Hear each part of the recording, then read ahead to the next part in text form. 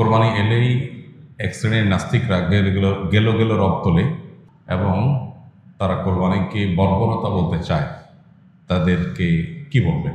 প্রথম কথা হলো, কোরবানি আসলেই এক শ্রেণীর মানুষ অতি মানবিক হয়ে ওঠে, যাদের সকাল দুপুর রাত কোনো বেলাই আসলে গোশত ছাড়া চলে না, যাদের বার্গারে মুরগি বা গরুর গোশত থাকতে হয়, যাদের চিকেন ফ্রাইয়ে মুরগি জবে করতে হয়, যাদের সকালের নাস্তায়ও অনেক সময় গোশত থাকে, সেই মানুষগুলো কোরবানির সময় পশু জবে হলে একটা প্রাণীর প্রাণ চলে যাচ্ছে এটা নিয়ে তাদের মায়া হয়। তাদের বার্গার চাবানোর সময় তাদের সে কথাটা মনে হয় না। এই জিনিসটা একেবারেই অনেক পুরাতন। আমাদের দেশে প্রতি বছর কোরবানি আসলে এই জিনিসটা আমাদের চোখে পড়ে। এই মানুষগুলোর জবাব দেওয়ার তো প্রয়োজন হয় না। কোরবানির সমালোচনাকারীরা যখন বার্গার খায় তখন তার বার্গারই তার জবাব দেয়, তারা যখন বিরিয়ানি খায় তখন তার বিরিয়ানির গোশতের টুকরাই তার জবাব দেয়। এই পৃথিবীতে মানবতার ভেগদারি মানুষগুলো বেশিরভাগ ক্ষেত্রে ভণ্ড এবং মুনাফিক এবং প্রতারক। এটা আপনি চোখ কান খুললে দেখতে পাবেন। আমাদের দেশেও দেখবেন অতি সুশীল, অতি মানবতাবাদী, অতি অধিকার কপচানো মানুষগুলো, তারা দেখবেন সবচেয়ে বেশি অমানুষ এবং সবচেয়ে বেশি অমানবিক কার্যক্রমের সমর্থক। আপনি দেখবেন মুসলমানদের রক্ত নিয়ে যদি হোলি খেলা হয় তারপরও তারা চুপ থাকবে, কিন্তু মুসলমান ছাড়া অন্য কারোর পান থেকে চুন খসলেই তারা সেখানে গেলে রব তোলে। তো এই মানুষগুলোর কথাকে বিশেষভাবে আমল দেওয়ার বিশেষ কোনো প্রয়োজন নাই। কোরবানি এটা শুধুমাত্র ইবাদতই না, এর মাধ্যমে শুধুমাত্র আমাদের আল্লাহর সন্তুষ্টি লাভের সুযোগ হয় সেটাই না, এর মাধ্যমে আমাদের আরো বিপুল পরিমাণ উপকারিতা হয়।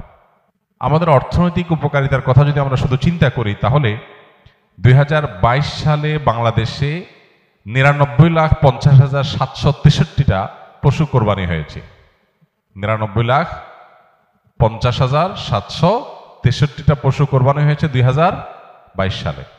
2023-এ কোরবানি হয়েছে 1,41,812টা এবং 2024 সালে অর্থাৎ গত বছর কোরবানি হয়েছে 1,04,08,918টা। এই যে 1 কোটির অধিক পশু কোরবানির ঈদের দিন জবে হয় সারা দেশে, এই পশুগুলো একসময় আমরা ভারত থেকে অনেকটাই আমদানি করে তারপরে কোরবানি করতে হতো, বা কোরবানিটা অনেকটা ভারতের আমদানির উপর নির্ভর ছিল। কিন্তু আপনারা জানেন গেল কয়েক বছর ধরে, এমনকি এবছরও আমরা ইতিমধ্যে পত্রপত্রিকা দেখেছি যে আমাদের দেশে 1 কোটি পশু কোরবানি করার জন্য 1 কোটি পশু বাংলাদেশে প্রস্তুত আছে, আমদানির উপর নির্ভর করতে হবে না। এই যে পশু উৎপাদন, এই যে কৃষি বিপ্লব, কোরবানি যদি না থাকতো তাহলে দেশে এই প্রতি কোরবানিতে 1 কোটির অধিক পশু কোরবানি করার জন্য এই পশু উৎপাদন করা, এটা আসলে এদেশে হয়ে উঠতো না। অতএব শুধুমাত্র এই একটা কারণে যারা ব্যক্তিগতভাবে হয়তো ইসলামকে দেখতে পারেন না বা নাস্তিক বা অন্য ধর্মের অনুসারী, তারা আমাদের মতো গরিব দেশের অর্থনৈতিক উন্নতির প্রয়োজনে তারা কোরবানিকে সমর্থন না করার কোনো কারণ থাকতে পারে না। ডয়েচে ভেলের একটা রিপোর্ট কোরবানিকে ঘিরে তারা করেছিল বেশ আগে, সেখানে তারা দেখিয়েছিলেন যে কোরবানিকে ঘিরে, কোরবানির ঈদের এই মৌসুমকে ঘিরে বাংলাদেশে 1 লক্ষ কোটি টাকার লেনদেন হয়। কত টাকা? 1 লক্ষ কোটি টাকা।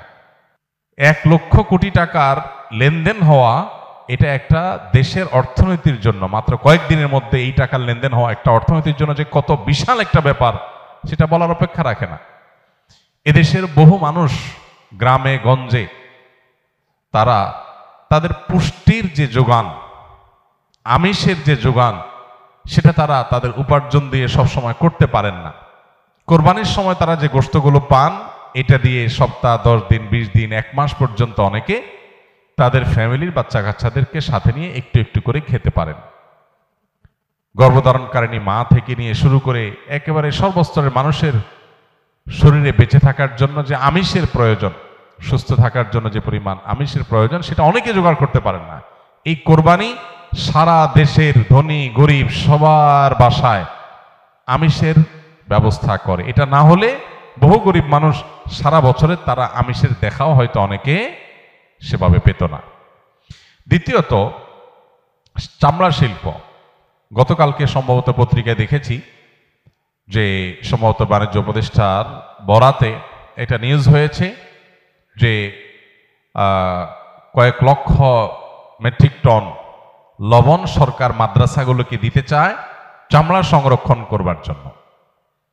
চামড়া শিল্প, এই চামড়া শিল্প দিয়ে একটা দেশ অনেক দূর এগিয়ে যেতে পারে এটা যথাযথ ব্যবস্থাপনার মাধ্যমে। 1 কোটি পশু যদি কোরবানি হয় মাত্র ঈদের একটা দিনে বা 2-3 দিনে, তাহলে সেক্ষেত্রে এই 1 কোটি পশুর চামড়া দিয়ে কত কিছু না করা সম্ভব শুধু এটার সঠিক ব্যবস্থাপনা করা গেলে। ইতালি সহ পৃথিবীর অনেক উন্নত দেশ আছে যাদের অর্থনীতির অনেক বড় একটা চালিকা শক্তি হলো তাদের জুতা শিল্প, চামড়া শিল্প। তো সেটার একটা বিরাট সম্ভাবনার দুয়ার উন্মোচন করে এই কোরবানি। তৃতীয়ত, কোরবানিকে ঘিরে এই যে 1 লক্ষ কোটি টাকার লেনদেন হয়, এটা শুধু পশু কেনা বেচার ব্যাপার না, এর সঙ্গে খড় যারা কেনা বেচা করে পশুর খাদ্য হিসাবে, শহরের মানুষ খড় কিনতো না সারা বছর, কিন্তু এই উপলক্ষে অনেক অসহায় গরিব সাধারণ মানুষ, অনেক বেকার যুবকরা খড় কিনে সেটা বিক্রি করে বা খড় সংগ্রহ করে সেটা বিক্রি করে, তাদের উপার্জন হয়। এবং এর সাথে ভুসি, খৈল, এমন মৌসুমি বিভিন্ন ব্যবসা হয়। প্রত্যেকটা পাড়া মহল্লাতে ছোট ছোট যুবকরা, বিভিন্ন যুবকরা ছোট ছোট উদ্যোগ নিয়ে ছোট ছোট পরিসরে তারা দেখা যায় যে কয়েকটা পশু কিনে তারা একটা কোরবানির ছোট হাট করছে বা সেটা কেনাবেচা করছে এবং এর ফলশ্রুতিতে তাদের একটা উপার্জনের মাধ্যম হয়ে যাচ্ছে। ঠিক একইভাবে গোশত কাটার জন্য আপনার কামার যারা, এই কামারদের সারা বছরে সবচেয়ে বেশি ব্যবসা হয়, সবচেয়ে বেশি কেনাবেচা হয়, কাজ পায় তারা কোরবানির মৌসুমে। কারণ দাও, ছুরি, বটি, ধামা এগুলো সবগুলো ধার দেওয়া, তৈরি করার একটা বিরাট মহড়া পড়ে যায় কোরবানির ঈদকে ঘিরে। তাহলে এর সাথে শত শত হাজার হাজার কামারের পরিবারের অর্থনৈতিক বিষয় জড়িয়ে আছে, উপার্জন এখানে জড়িয়ে আছে। এর পাশাপাশি গোশত কাটার জন্য যে কাঠের গুঁড়ি দরকার হয়, হাজার হাজার লক্ষ লক্ষ টুকরা গুঁড়ি তৈরি হয়, এর সাথে আপনার সমিলের শ্রমিকদের আয় জড়িত আছে, তাদের উপার্জন জড়িত আছে। এভাবে যদি আমরা একটু খেয়াল করি তাহলে দেখব যে শত শত হাজারো আইটেমের আপনার উপকারিতা, সুফল এটা কোরবানি থেকে আমরা পাই। অতএব আমরা যদি একটু খেয়াল করে দেখব এইভাবে বহুবিধ উপকারিতা কোরবানির মাধ্যমে আমরা পেয়ে থাকি। বিধায় কোরবানির এই ইবাদতটিকে মুসলমান হিসাবে আমরা এটাকে ইবাদত হিসাবেই দেখব। এর পাশাপাশি ইবাদতের বাইরেও এটা আমাদের জাতীয় অর্থনীতিতে যে কত বড় একটা ভূমিকা রাখে সেটা বোঝার জন্য আসলে খুব বেশি পণ্ডিত হওয়ার প্রয়োজন নেই। একটু চোখ কান খুলে তাকালে আমরা যে কেউই সাদা চোখেও বুঝতে পারবো। অতএব কোরবানির বিরোধিতা করা এটা মূলত জাস্ট মুসলমানদের বিরোধিতা করার যে অন্ধ আপনার প্রবণতা আছে, মুসলমানদের বিরোধিতা করার যে একটা প্রবণতা আছে, সেখান থেকে এটা হয়েছে। এর বাইরে এর পেছনে কোনো যৌক্তিকতা নেই এবং তাদের জবাব আমাদের মনে হয় না যে খুব বেশি দেওয়ার দরকার আছে। অতএব কোরবানির ইবাদত যত বেশি সম্পাদন হবে, যত বেশি এটা বাস্তবায়ন হবে, তত বেশি আমরা অর্থনৈতিকভাবে এগিয়ে যাব, তত বেশি এর সুফল সমাজ ভোগ করতে থাকবে ইনশাআল্লাহ।